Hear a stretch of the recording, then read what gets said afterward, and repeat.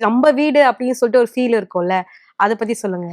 எவ்வளவு வருஷம் கனவுன்னு கேட்டேன்னா 28 வருஷம் கனவுன்னு தான் சொல்லலாம். பிறந்ததுல இருந்தே சொல்லலாம். அந்த பாப்பாக்கு கூட சொந்தமா ஒரு வீடு இல்ல. அந்த பாப்பா இந்த பாப்பா பொறக்கும் போதே வீடு அப்படி சொந்தமா நமக்கு ஒரு வீடு இல்லல்ல.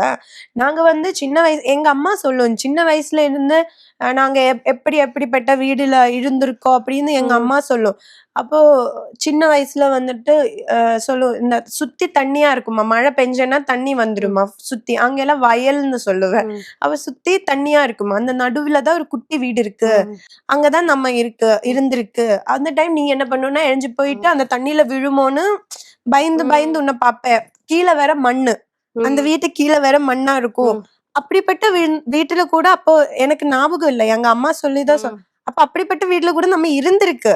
அதை விட்டு ஒண்ணுன்னா விட்டு விட்டு விட்டு நம்ம வந்திருக்கோம். ஆனா நம்ம சொந்தமா ஒரு வீடு இல்ல. எங்க அம்மாவோட அம்மாக்கு இருந்துருச்சு வீடு ஸ்தலம் எல்லாம் இருந்துச்சு. அது வந்து அவங்களோட ரிலேட்டிவே ஏமாத்தி எழுதி வாங்கிட்டா. அதனால போச்சு. ஆனா நமக்கு சொந்தமா அப்படி ஒரு வீடு இல்ல.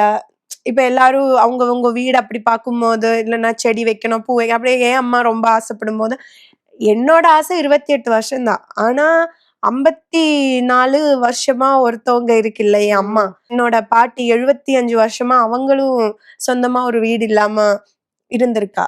சோ என்னால ஏதோ இப்ப முடிஞ்சிருச்சு, அதை நான் பண்ணிட்டேன். அதுதான் எனக்கு இப்ப ரிலேட்டிவ்ஸா எடுத்து பார்த்தனாலும் ரொம்ப கம்மி ஆட்கள் தான். இதுல வந்து பிளட் ரிலேஷன் கூட கிடையாது. நானா கொஞ்சம் பேரை சேர்த்து வச்சிருக்கேன். அப்படி எனக்கு கொஞ்சம் கூட்டம் இருக்கு, எனக்கு கொஞ்சம் பேர் இருக்கு. அவங்கதான் நிஜமா சொன்னேன்னா, நான் இந்த வீடு வாங்கியதுல அவ்வளவு ஹாப்பின்னு சொல்லலாம். என்னை விட ஹாப்பியா, அஞ்சி நீ சாதிச்சிட்ட அப்படின்னு சொல்லுவோம்.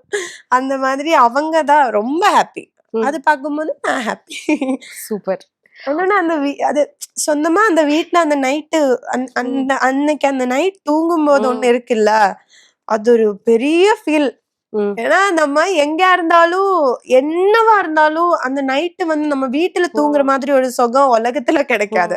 அது சொந்த வீடோ வாடகை வீடோ எந்த வீடோ. ஆனா இந்த சொந்த வீடுன்னு வரும்போது நம்ம பேர்ல நம்ம பூமி நம்ம வானம் அப்படின்னு இருக்கும்ல, அது ஒரு பெரிய விஷயம். ஆனா நான் என்ன சொல்லுவேன்னா, இப்ப வீடு வேணும், வீடு ஆசை, அதுக்காக நீங்க எடுத்து டப்புன்னு எல்லாம் குதிச்சிடாதீங்க.